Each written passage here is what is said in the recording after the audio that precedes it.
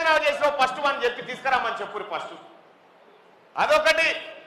ఇక రెండో అంశం ఏమీ లేదు సోదరులారా, ఈ ఎన్నికల్లో కాంగ్రెస్ పార్టీ గెలుపుని ఎవరు ఆపలేరు. రాబోతున్న పట్టభద్రుల ఎమ్మెల్సీ ఎన్నికల్లో కాంగ్రెస్ పార్టీ గెలుపును ఎవరు ఆపలేరు. కానీ ఈ 34 నియోజకవర్గాల కంటే నేను పుట్టిన ఈ గడ్డ నాకు అత్యధిక మెజార్టీ కావాలని నేను మీ అందరిని కోరుతా ఉన్నా, మీ అందరిని వేడుకుంటా ఉన్నా. ఇది నేను చెప్పుకోవడానికి, నా చరిత్రలో రాసుకోవడానికి కావాలి ఈ గెలుపు, ఈ అత్యధిక మెజార్టీ అని చెప్పి మిమ్మల్ని అడుగుతా ఉన్నా సోదరులారా.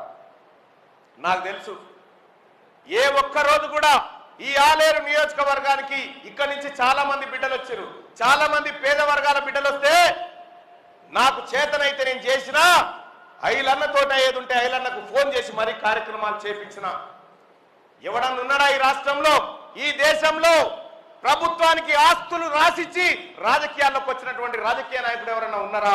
నేను మీ పిల్లల భవిష్యత్తు కోసం ఈ ఆలేరు రేపు పొద్దుగాల గల్లా ఎగిరేసుకొని ఈ బిడ్డ మా కాడ పుట్టినోడ్రా అని చెప్పుకునేటువంటి రోజు తీసుకొస్తా అని చెప్పి మీకు అందరికి హామీ ఇస్తా ఉన్నా సోదరులారా.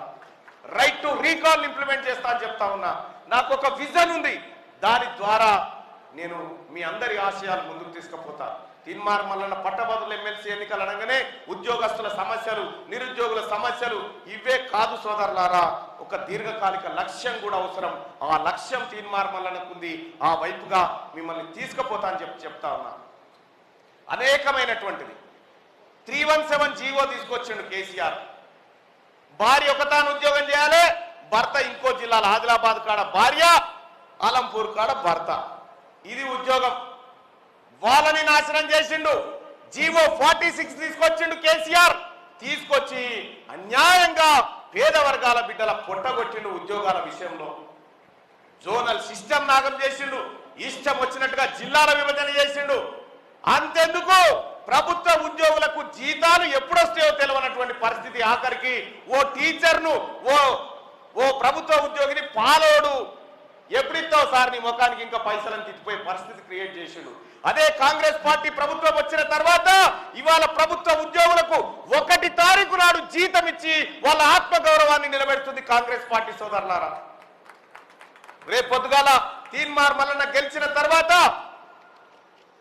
కాంగ్రెస్ పార్టీ ప్రభుత్వం తన మేనిఫెస్టోలో ఏ హామీలైతే ఈ ప్రజలకు, నిరుద్యోగులకు జాబ్ క్యాలెండర్ కానీ, ఉద్యోగాల పెంపు కానీ, గ్రూప్ 2 గ్రూప్ 3 పెరుగుదల కానీ, డిఎస్సి పెరుగుదల కానీ అన్ని విషయాలను ప్రభుత్వం దగ్గర ఉండి పని చేయించే జిమ్మేదారి తీన్మార్ మల్లన్నగా నేను తీసుకుంటా ఉన్నా.